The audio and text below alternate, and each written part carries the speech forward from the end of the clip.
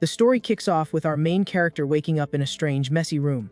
He slowly cracks his eyes open, still half asleep and with zero clue what happened last night. Sitting up in bed, he wonders how the heck he ended up in a hotel room. Then it hits him he's not alone. There's a gorgeous woman sleeping soundly right next to him. But a notification on his phone from someone named Zhao Jia suddenly jogs his memory. The texts are pretty aggressive, with the girl demanding to know why he wasn't answering. The MC then remembers that she dumped him right after their freshman year of college. This just confuses him more, because she blocked him, but now she's acting like they're still an item.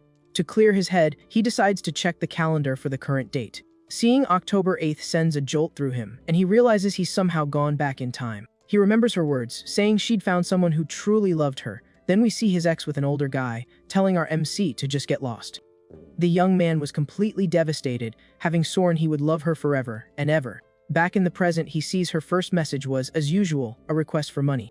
A smirk creeps across his face as he thinks about how love had blinded him and just how shameless she was. Determined to change his future, he sends a message to Zhao Jia, ending things between them for good. On the other end of the line, the girl flies into a rage, asking if he's being serious about breaking up. He replies confidently that they should go their separate ways, and she tells him he'd better not regret it. He's laughing at her. A blue screen suddenly pops up, congratulating him for activating a tycoon system. The MC is floored, thinking that with this system, his life is finally about to take a turn for the better. The screen displays his stats and informs him that he'll now earn money every single second, which gets him pretty pumped. Right after, the system gifts him a starter pack, and he quickly accepts it without a second thought. He gets 10 million in cash, a supercar, a shopping card, and a friendly scanner. After checking his account and seeing the transfer, he wonders what the heck this scanner thing is for. Just then, the woman beside him mutters something in her sleep, catching his attention. Getting an idea, he decides to test his new gadget on her, pointing the scanner in her direction. The screen reveals the woman's stats, but he's left wondering what the privacy attribute could possibly mean. Curious, he taps on it, and the system explains that it's the number of partners she's had. He realizes that the number 1 means he was the very first man in Yu Xiaoxiao's life. He then remembers that in his past life, he went to a bar to drown his sorrows and met her there by chance. He recalls finding her at the bar, drinking all alone and looking pretty upset about something. He realizes their night together wasn't about love, but because she was heartbroken and had a little too much to drink. In this moment of reflection, the beautiful woman beside him finally wakes up with a start. She watches him for a second and calls him a Casanova for the way he was sighing and smiling. With a confident smirk, the young man just stares back at her without saying a word. Leaning in, he denies that he was reminiscing about the past, which only makes her more curious. Then he whispers that his only regret was not meeting her sooner, leaving her completely flustered. Thanks to his boldness, the system rewards him with a card and a God tier tongue technique skill. He thinks that with this new skill, he can take the girl to paradise in an instant. With that thought, the young man activates his new technique and kisses her in a way she's never felt before. The woman is stunned. The sensation of that kiss was totally different and so much better than the last one. The young man then tells her that this was just the beginning, and the two spend the rest of the night enjoying the moment. The next morning, he wakes up, stretches, and notices a stack of cash sitting next to him on the bed. Completely confused, he asks himself if Yu Xiaoxiao thinks he's some kind of escort. He then picks up the note and sees it's a payment of 10,000 yuan, which really ticks him off. He finds the girl interesting for paying him but regrets not getting her contact info, then focuses on the card. The young man wonders how the item works, and the system explains it's a cash-back multiplier for money spent. Now, with this power in his hands, he's determined not to waste this chance and to become a famous tycoon. He realizes that in this timeline, several major tech companies haven't even been founded yet, making it the perfect opportunity for him. His plan now is to save up enough money to buy tons of shares in these future tech giants.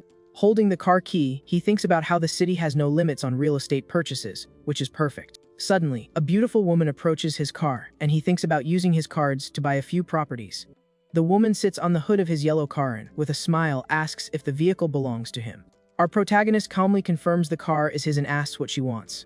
Excuse, she asks for a ride, claiming a pipe burst in her house. Suspicious of her story, the young man activates his scanner to check the info on the girl, named Chen Liki. He's surprised by her high friendship level, but her privacy attribute of 28 partners sets off alarm bells. Inside the car, he turns down her request for a ride, saying that being with 28 other people is a bit much for him.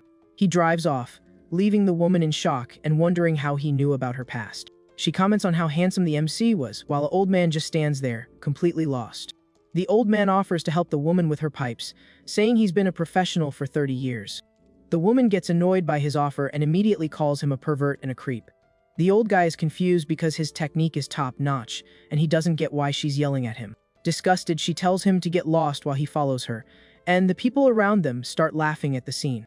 Just then, another man explains to the old-timer that her pipes weren't exactly literal. Surprised by the revelation, he comments on how weird kids are these days as the woman storms off. Running away, the girl complains about her bad luck and how everything went wrong that day. Meanwhile, MC arrives at a real estate agency and is greeted by two agents, a newbie and her boss. The manager thinks he's just some rich kid and palms him off on the newbie, Xiaoxia, so he doesn't waste his time. With an air of confidence, our MC steps out of his sports car and walks toward the agency. The boss then encourages the newbie to go it alone, telling her to just follow the procedure they practiced. The young agent nervously approaches him and introduces herself as Xiaoxia from the Lianjia real estate agency. The protagonist just asks her to help him find a house, and the woman asks about his budget. From a distance, the manager smokes a cigarette and thinks that the newbie needs to learn how to pick her clients better. Now inside the agency, she shows him some cheap options, but the young man asks to see properties in the 1 million yuan range. The woman is surprised by the amount but agrees to look up the properties on her tablet immediately. After a few minutes, she remembers to ask if he has any location preferences. The MC asks for places that are easy to rent out and says it doesn't matter if they're furnished or not.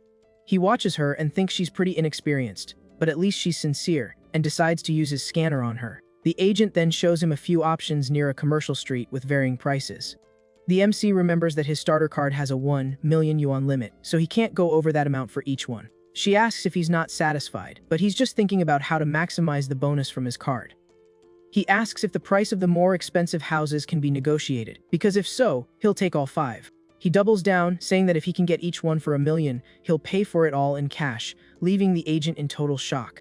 The MC confirms the payment and adds that he'll hire her to manage the rentals for the properties.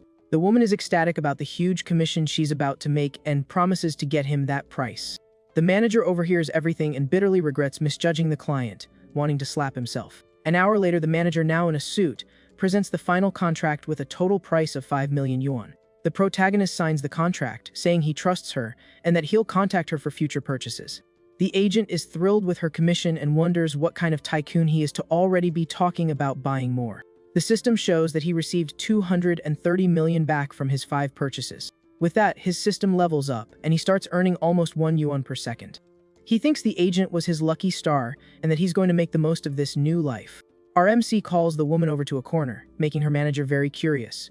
The boss says she should invite the client to dinner as a way of saying thank you. C then promises that if she sticks with him, she'll live a life of incredible luxury and comfort. Not knowing what to say, the agent is completely embarrassed by his bold proposal. She tries to politely decline, but he cuts her off and asks for her bank account number. Surprised by the request, the woman asks why he wants to transfer money to her. He just says she was his lucky star, and that this was a little something to thank her for everything. The girl is completely lost, having no idea what he's talking about, and just stares at him, confused. A few minutes later, she gets the notification and is shocked by the amount he transferred. The protagonist smiles, because to him, that amount is pocket change compared to what he earned with her help. With that, her friendship level with him skyrockets, and she invites him to dinner as a thank you. He thinks about how useful money is for boosting friendship, and how he loves watching the numbers go up. They add each other on WeChat, and the woman notices how handsome and attractive the MC is. This leads her to fantasize about a more intimate scene, and she thinks she wouldn't mind if it happened. But he just thanks her for her work and says his goodbyes, telling her he's leaving, which catches her by surprise. Not believing what she just heard, the agent runs after him, desperately calling his name. Already inside his sports car, the MC smiles and waves goodbye to her one more time. The girl is left standing there, embarrassed, wondering why she suddenly felt so empty inside. 20 minutes later, the MC gets home and announces his arrival to his mom, who was waiting for him. His mother greets him with some cold watermelon while his dad asks about his graduation trip. He says he plans to go to Modu because he wants to check out the area around the university he'll be attending. His dad agrees with the decision and asks his mom to transfer the travel money to their son. His mom jokes that spoiling the boy so much will make it harder for him to find a wife in the future. He asks her not to bring that up and thinks to himself that he won't let them down like he did in his past life. The next day, the MC is already on the plane, complaining about having bought the ticket at the last minute. Trying to squeeze through the narrow aisle, he politely asks the other people for some room. He spots a familiar woman and calls out to her, Zhou Ying, who recognizes him immediately.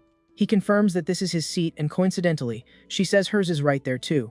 She thanks him as she squeezes past him to get to her window seat on the plane. A guy in glasses pops up out of nowhere and tries to flirt with the woman, butting into their conversation. Paying no mind to the intruder, our MC asks the girl to take the inner seat. The stranger then complains, saying they can't just switch seats on the plane like that. The MC cuts him off, saying they're together and how they sit is none of his business. Once they're seated, the nosy guy ignores the warning and asks the woman what she's doing in Modu. She replies that she's going for work and then turns to the protagonist and asks him the same question. The MC says he was bored at home, so he decided to take a vacation to relax. The guy in glasses introduces himself as Jiang Cheng and says he's also traveling to Modu. He offers to give her a ride, bragging that his dad sent a car to pick him up. The MC declines the offer, saying their hotel also has an airport pickup service. The guy asks which hotel they're staying at, and our hero replies, Amanianjian. The intruder is stunned and repeats the name of the ultra-luxury hotel that cost billions to build. He doubts it, because he stayed there before and knows a cheaper room doesn't come with that service, but the MC says he booked a villa. The intruder is in disbelief at the answer and asks if the guy is serious about the villa.